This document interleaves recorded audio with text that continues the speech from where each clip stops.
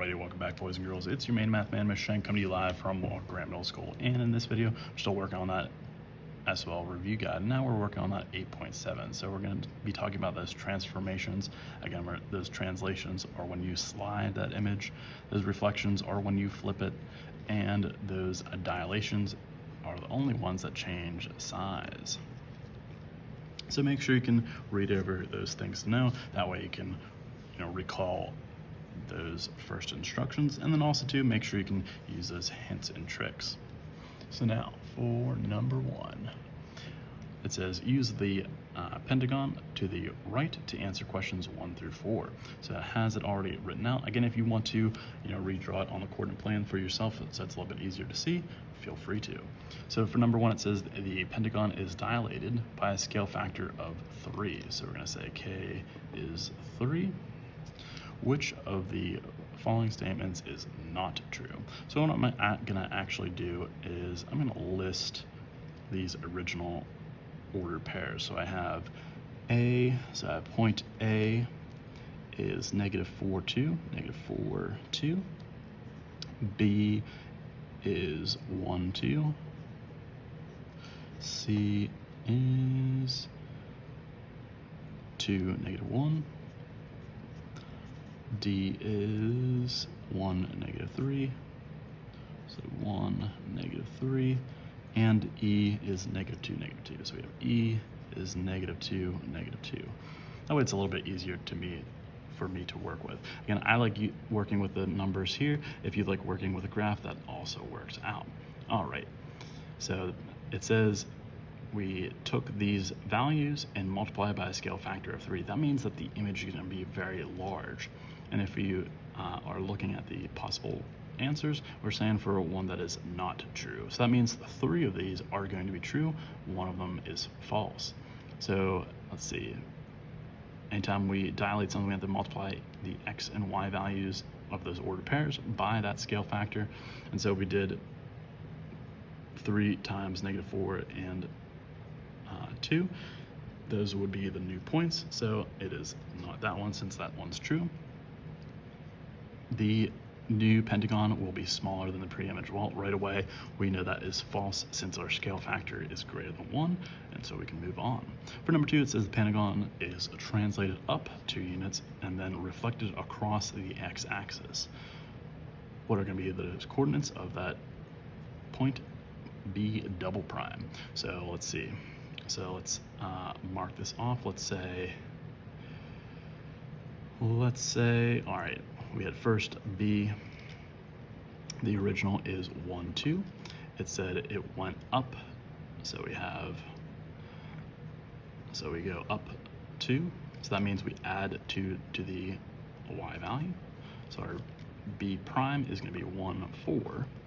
And then it says it reflected across the x. So over x, the y values are opposite. So B double prime is going to be 1, -4. So we have 1, -4 is that last choice. For number 3, it says the pentagon reflected across the y-axis, then translated 3 down, 2 to the right, where it is E double prime. So let's have the original first. So we had E is, what is that, -2? That should be -2, -2. So we had -2, -2. We said we went 3 down and 2 right. So we're doing x plus 2 and y minus 3. So E prime after that first translation is going to be 0, -5. Then it said let's back up. I went too far, so let's back up. It's all good. We're only human, so we make mistakes sometimes. That's okay. Let's read it over carefully. It says the pentagon reflected across y-axis. Let's do that first. Again, order does matter. So over the y-axis, that means the x values are opposite. So we keep the same y values, however our x are opposite. So we have +2 and then -2. Now we can do our 3 down to the right. So we have x plus 2, y minus 3. And so we say E double prime is going to be, we have 4, negative 5. There we go.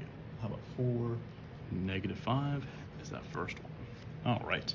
And lastly, it says the figure is translated up 3 units and 10 to the right. What is D prime? So again, we have the original, which is 1, negative 3. The translation is going to be, we have x plus 10, and y, we have y minus, we have y, sorry, plus 3, we have y plus 3. So that means D prime is going to be 11, 0. 11, 0. So that's second choice. All right, moving on to the back. It says for number 5, actually we use the trapezoid to the right to answer 5 through 7. I remember that one from before. It's a little tricky, but we'll get to it one step at a time. So it says you must select all 4 correct answers. So 4 of them are true, 4 of them are false. Identify the coordinates after dilation of 1/2. All right, so let's actually, like the front, let's list these out. So I have A, original is negative 2, 0, negative 2, 0. We have B, original is negative 1, 4. C, original is 1, 4. And D, original is 2, 0. All right. So it's multiplying by a scale factor 1/2. So each of these are going to be by half.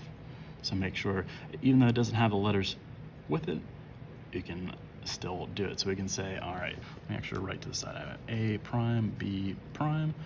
So after K equals 1/2 to each of those values.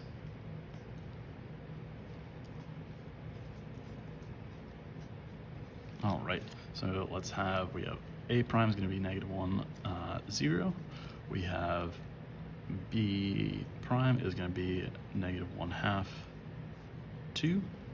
C prime is going to be 1/2, 2. And D prime is going to be 1, 0. So I can select those options from those choices. Let me make sure I don't click anything. So I have negative 1, 0. I have negative 1, 2, or sorry, negative 1/2 and 2. I have positive 1/2 and 2, and then I have 1, 0. All right. For number 6, it says the trapezoid is reflected across the y-axis and then translated forward down.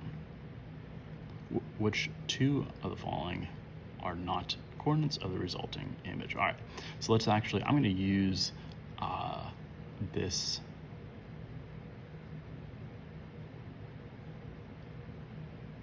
image, and actually, since it's reflecting across the y, these are actually just going to be flipped. It stays, this picture actually stays the same. However, the points are flipped with the letters being flipped as well.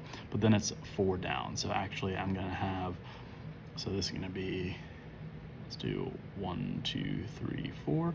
This is actually going to be D double prime. 1, 2, 3, 4. This is going to be C double prime, and then we can do it similar to this with B double prime, and this is going to be A double prime. All right, so that means I have, so again, it's talking about these values there. So 2, negative 4 is good. So we're looking for ones that are false. So 2, negative 4 is good. Negative 2, negative 4 is good. How about 1, negative 8? No, it's too far down, so it cannot be this one. What about 1, 0? That's fine. 1, negative 8 cannot be that one either. And so we're good. Again, I was looking for those 2 choices that were not on those coordinates. And then for number 7, it says the figure is translated to the right 1 unit and down 3, then reflected across the X. What is the point B? So we have our original point B. We said B is negative 1, 4. we go x plus 1 and y minus 3. That means b prime is going to be 0, 1. And then we have reflected across the x, so over x, that means our y values are opposite. And so b double prime is going to be 0, negative 1. So we have 0, negative 1. All right, for number 9, make sure you're reading carefully. It says for each image, identify whether transformation is a reflection, let's say a reflection, or a translation. Again, you can kind of see it. It's talking about these 4 squares, and it's saying, okay, how would I get these squares over there? Well, this one will be a reflection. This one, I believe, is translation. Yep. We'd say this one's a translation. Also, too, same with this one, we're saying we're sliding this image to the right. That's why these are the same. And we'll do a square. And this one is also a reflection. Again, it's flipping over that x-axis. And then for number 9, it says a patchwork pattern is shown to the right. The textile artist is going to reflect the pattern across the vertical line. Which color will be in each square? So we're saying, okay, we're reflecting over this line. So as you're reflecting over, use your hand to say, okay, I should have this, it would be the same distance from those points. That means that if I'm red on that close square, that means that I have to have red on this close square as well. And similar, if I have blue on the far, I have to have blue on the far. So it would be like this. It would be blue, orange, and then we have orange,